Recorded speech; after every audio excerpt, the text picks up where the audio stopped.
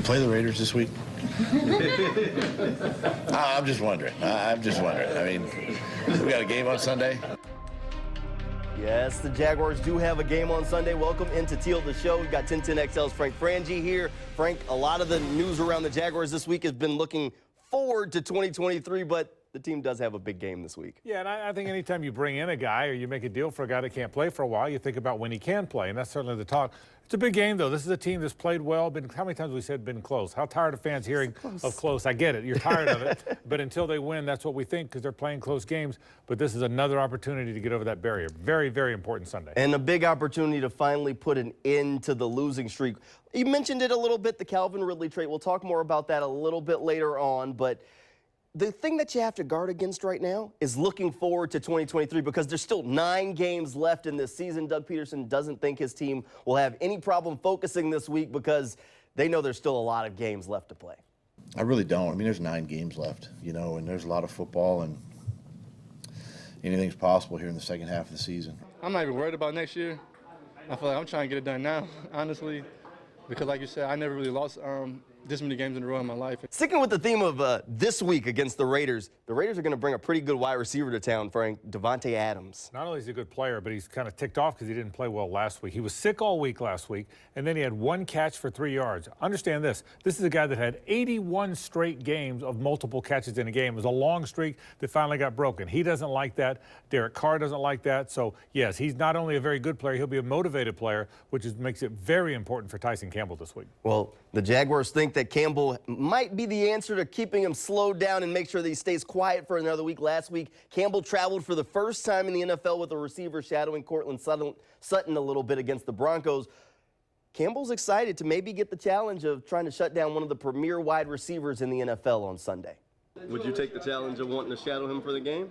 Yeah, I'll take that challenge.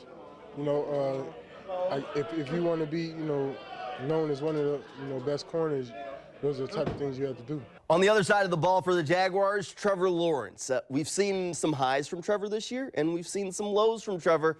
We need to see more of those highs consistently, Frank. This will be the most important stretch of his career because for the first time really in his life, there's some people doubting him. I'll tell you what I've told you all along. I don't doubt him. I think he's going to be fine.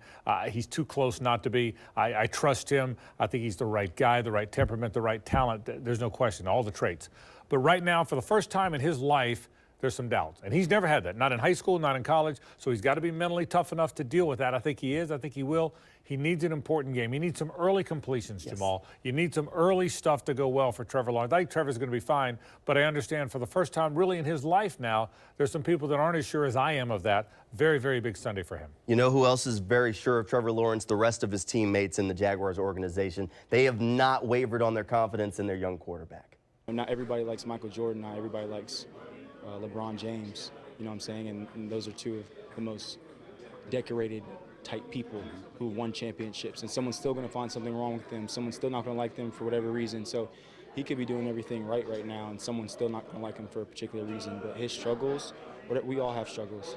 No one's lost trust in him. Everyone has faith in him. The Jaguars definitely will need Trevor Lawrence to prove that confidence is right in him on Sunday if they want to come up with that win. Coming up after the break, as Teal the Show continues, we will look ahead a little bit to 2023 and talk about Calvin Ridley, as we'll have Jaguars team reporter Ashlyn Sullivan join us. That's coming up when Teal the Show returns. Welcome back into Teal the Show. We've now got Jaguars team reporter Ashlyn Sullivan joining us. Ashlyn, the big news around the Jaguars this week. Calvin Ridley will be a part of the team in 2023. This should be a big lift for Trevor Lawrence. We've seen what these marquee wide receivers can do for a young quarterback. Maybe Calvin Ridley can be the guy that helps Trevor Lawrence to really unlock that potential. Yeah, you certainly hope so. If anything, he's going to take the pressure off of Christian Kirk, off of Zay Jones, because Calvin Ridley is a guy that you have to scheme against and that you almost have to double team when you're a defense. And I totally understand fans' frustrations is why not get a guy right now that can help the Jaguars with 9 games to go. But when you think of the creativity that came along with this trade, if the Jaguars were to wait this next offseason and try to get Calvin Ridley, his price goes way up. We were talking about this. You almost forget about Calvin Ridley because he hasn't played in so long. This is a guy the Jaguars had their eyes on since free agency. They go get him right now. It's incredibly creative. Everyone just has to take a deep breath and see the long-term view with this football team. It sticks with that patience theme, Frank. You know, Doug Peterson keeps saying patience. Oh, you got to be patient with a young team. This is another one like, oh, there's this really good wide receiver that's going to play for the Jaguars, but not till next season.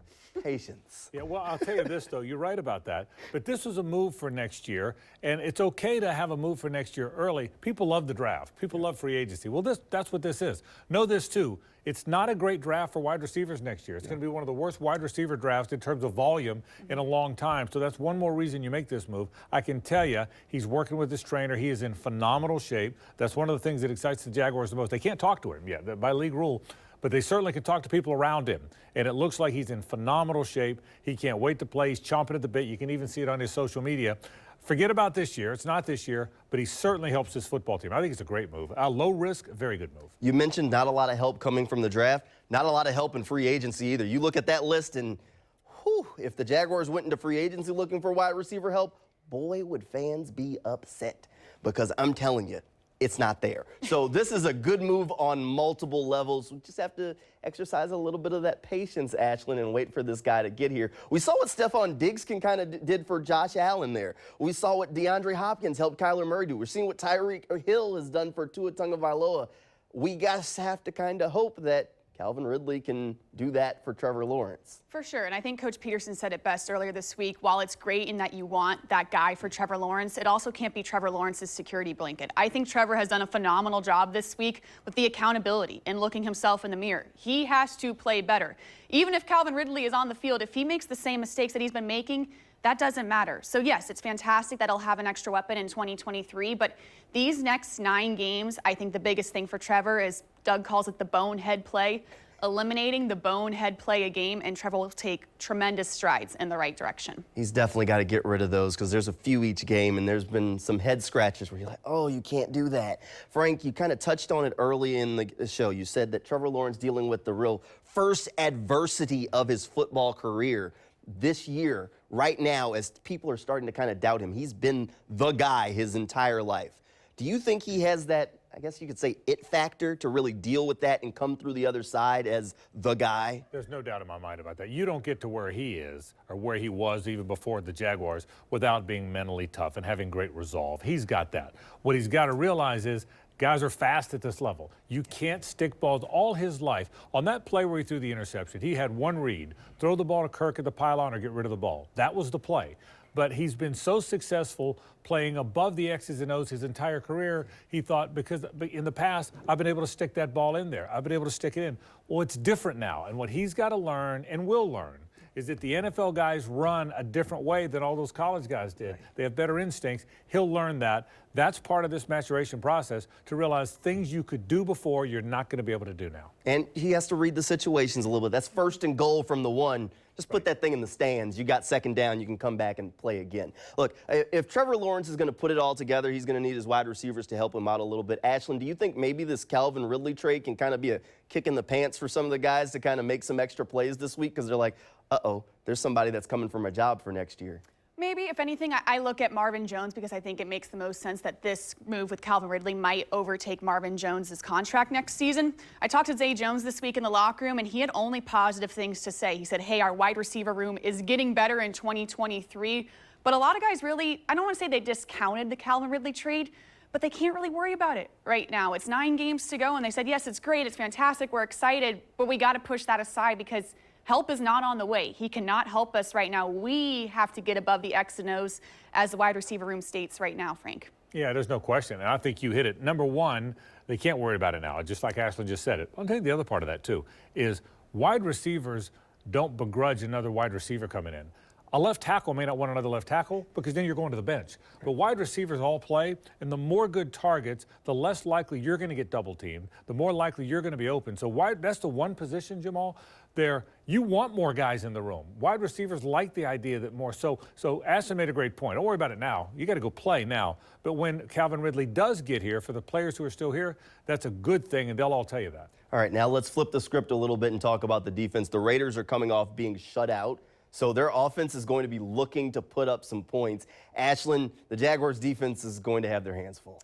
They certainly are, and I was reading that the Raiders didn't even cross midfield last week, and you heard Derek Carr speak about how embarrassed he was. That's very dangerous for a Raiders team to come in with that chip on their shoulder for the Jaguars. The Jaguars defense is going to have to play fantastic on Sunday, and I get the Raiders are coming in with 2 wins, but when you look at the Raiders' weapons and you look at Josh Jacobs alone, the Jaguars do a great job when they have that sole running back, and that's all they have to worry about.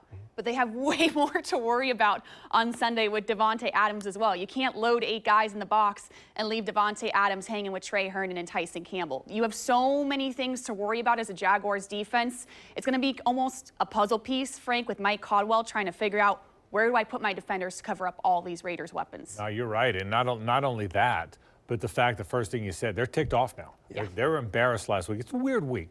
Everybody was there. They had a lot of viruses in the building. So a lot of guys didn't practice. Davante Adams didn't practice the week before that game. A lot of guys were sick. Now they travel. Now they stay here in Florida. And they stayed in Sarasota area, so they didn't go back. They're seething a little bit. They're away from their home a little bit. They got to change some things. They're playing another team like them. The Jags and the Raiders have both been in a lot of games. A lot of interesting matchups coming up this week. You know, one of the ones that kind of jumps off the paper, I know we talked about Davante Adams and Tyson Campbell, and it'll be something to watch, but Darren Waller, if he plays, which they're watching a hamstring with him, if he goes, he's as dangerous of a tight end as there is in the NFL, and we've all seen tight ends slice and dice this Jaguars defense over the years, Frank. Well, Waller can be scary. No question. and Ashlyn talked about it. This is one team where you got to defend a lot of different areas. There's not one great area and some average areas. Waller's really scary. I'm not sure he's going to play. But if he's able to play in this game, that changes the dynamic a whole bunch, no question about it. All right, it's time for us to pick the game. Ashlyn, do you think the Jaguars can pull off the win this week? If they're going to do it, it's this week, because I go back to our season preview show in May, and we looked at this chunk of schedule, and we said, my goodness, if you're not winning games when you get to this point of the year, this could get scary. You're going to Kansas City. You're playing the Ravens at home. If the Jaguars are going to win, it is this week. But sadly, I think I'm with you guys. If they can't stop shooting themselves in the foot and beating themselves, I have a really hard time picking them, because they've just almost found a way to lose games these past 5 weeks. But, man, I hope it's this week. All right, Frank, what do you think? Well, let me tell you, I'm the problem. Okay? I've been picking them to win. That's why they're losing. Okay? See, I didn't know if you knew that. You guys didn't know that or not. So I'm going to pick them to lose this week to help them win. I'm taking the Raiders, and you're welcome, Jaguar fans, because I'm stepping up for you. I got the Raiders for that reason. There you go. Frank's got the teams back by not picking the Jaguars. I'm actually going to pick the Jaguars in this one. I think they'll pull off the win. I didn't pick them last week, and they didn't get it done. This team has to figure out, like you mentioned, Ashlyn, how to not make those kind of boneheaded mistakes and beat themselves late in games. Luckily, the Raiders have been just as boneheaded over the course of the season, so somebody has to leave the bank with a win. I think the Jaguars can get it done, and this can finally put an end to this losing streak and get them that 3rd win of the year that they've been looking for what feels like forever at this point. Frank, Ashlyn, thank you for being here, and you at home, thanks for tuning in. That'll do it for Teal the Show. We'll see you next week. Good night, and go Jags.